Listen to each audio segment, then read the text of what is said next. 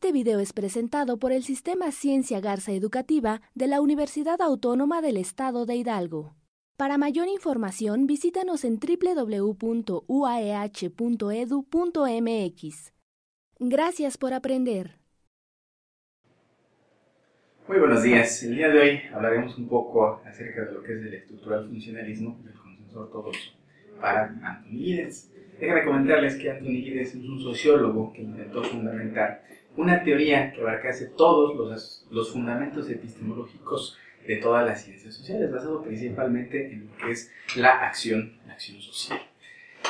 Este autor teoriza en relación a ciertos aspectos relacionados con acciones sociales indeterminadas, que a veces tienen consecuencias no deseadas, motivo por el cual hace una serie de críticas principalmente a la teoría de la acción comunicativa de Habermas y a la teoría de la estructuración social de Parsons. Centra parte de esta discusión teórica en lo que él denomina el consenso ortodoxo, argumentando que en toda acción social no pueden existir relaciones causales. ¿Qué quiere decir esto? El consenso ortodoxo para Anthony Giddens dice que es un conjunto de postulados positivistas provenientes de la ciencia natural implicados en el campo de las ciencias sociales. ¿Qué características tienen? Por un lado, en primera parte es un naturalismo, en el cual las ciencias sociales deben de ajustarse a los parámetros de las ciencias naturales, en virtud de que abordan problemas demasiado semejantes. Por otro lado, la causación social, en donde los sujetos son movidos por causas de las cuales no son conscientes de sus actos, es decir, que a su vez la cultura o la realidad social en la cual los sujetos tienen su actuar van a determinar principalmente estas acciones. Y por otro lado, lo que es el funcionalismo. Giddens señala que el consenso ortodoxo explica a través de leyes generales de las ciencias naturales la acción social. Por lo tanto, los sujetos, como actores sociales, funcionamos bajo ciertas leyes del comportamiento que van a determinar esa estructura social propiamente dicha. ¿Qué quiero decir con esto? Que la cultura establece una serie de parámetros que condicionan al sujeto a actuar de cierta manera. Es decir, nosotros, al formar parte de un colectivo, lo único que hacemos es seguir o interpretar libretos y que esas consecuencias de nuestras acciones sociales son predeterminadas. Es decir, la naturaleza de igual forma determina los fenómenos de la propia estructura y determina las relaciones sociales. Y la naturaleza determina la conducta de los sujetos. Es decir, los sujetos, para Anthony Giddens, y la crítica principal que se centra en ese sentido, dice, no son actores que interpretan esos libretos, sino se convierten en agentes que crean las condiciones de esa reproducción social. Es decir, la estructura social, señala Giddens, no es un ejercicio de mandatos que determinan a los sujetos de manera vertical, algo estructurado, algo estandarizado, como señala, o ya lo hemos referido en el consenso ortodoxo, sino que las estructuras no solamente son reglas, sino también son recursos. ¿Qué quiero decir con esto? O quiero decir en otras palabras que dentro de un sistema social los sujetos no son solo actores, sino agentes, y por lo tanto ese sistema social no únicamente me da reglas, sino también me puede determinar en cierto momento ciertos recursos, ¿no? Para ello, Anthony Giddens elabora una discusión teórica también en función de lo que Parsons denomina estructural funcionalismo. Para Parsons, él señalaba un sistema hipotético en el cual suponía que existía un ego y un alter, en el cual el ego sabe que controla sus acciones, pero también conoce y sabe que no controla las situaciones o las acciones del alter.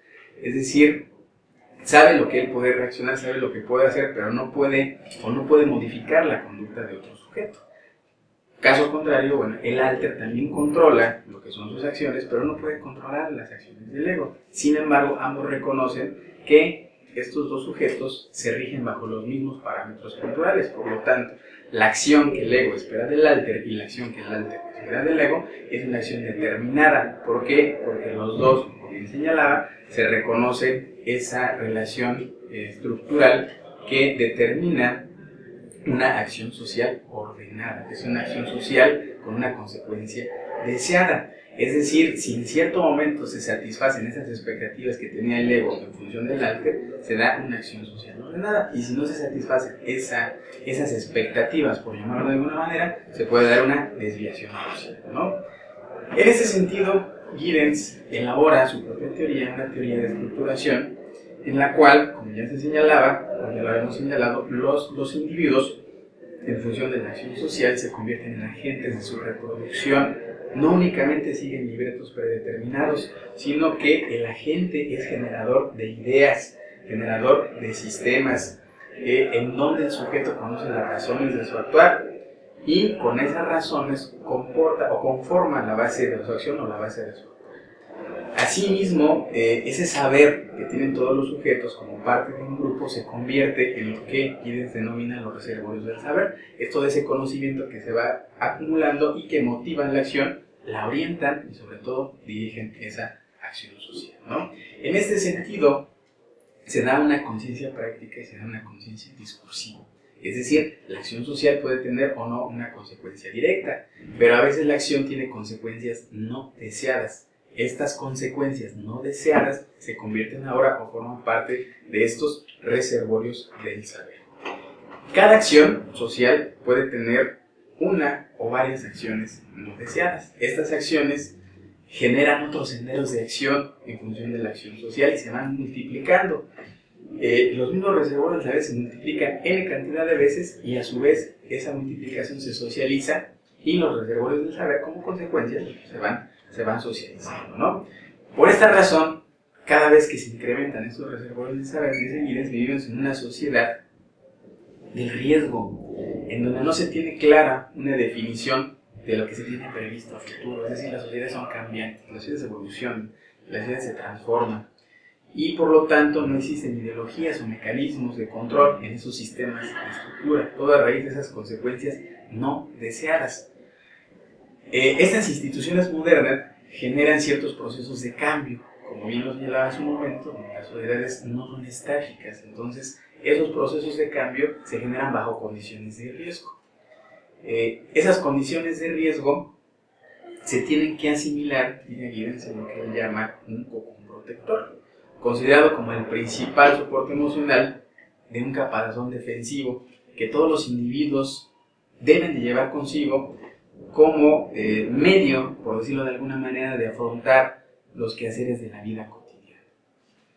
En ese sentido, el cocón protector va a surgir como una forma de ser protegido de todos los aspectos del sistema social, el cual define al sujeto en su contexto.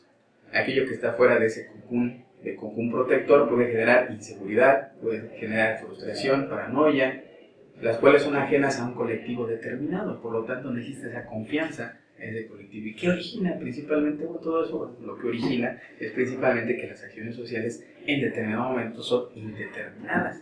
Entonces esas consecuencias no deseadas forman parte de un nuevo conocimiento que se incorpora a esos reservorios del saber que son necesarios, por lo tanto incorporarlas a ese cocón protector para que el ser humano, el individuo, el agente social, como denomina Giddens, se sienta protegido con mayor confianza en función de esa estructura social. ¿Qué debe de hacer el sujeto? Dice Giddens, bueno, asimilar esas condiciones de riesgo e incorporarlas, como bien lo señalaba, para formar parte de lo que ya habíamos denominado los reservorios del saber. Entonces, en ese sentido, y por último me gustaría señalar que esta postura rompe con los postulados ortodoxistas o el consenso ortodoxo, en donde todo se pensaba que todo era cuadrado y que las ciencias sociales deberían de ser tratadas como las ciencias duras, como las ciencias naturales. Sin embargo, a partir de esta teoría se determina o se ve que no todas las acciones de los sujetos pueden ser de esta manera, rompe totalmente con ese consenso de la forma de pensar y se transforma y se permea para crear una nueva teoría que tiene que ver principalmente con esas consecuencias no deseadas de la acción social.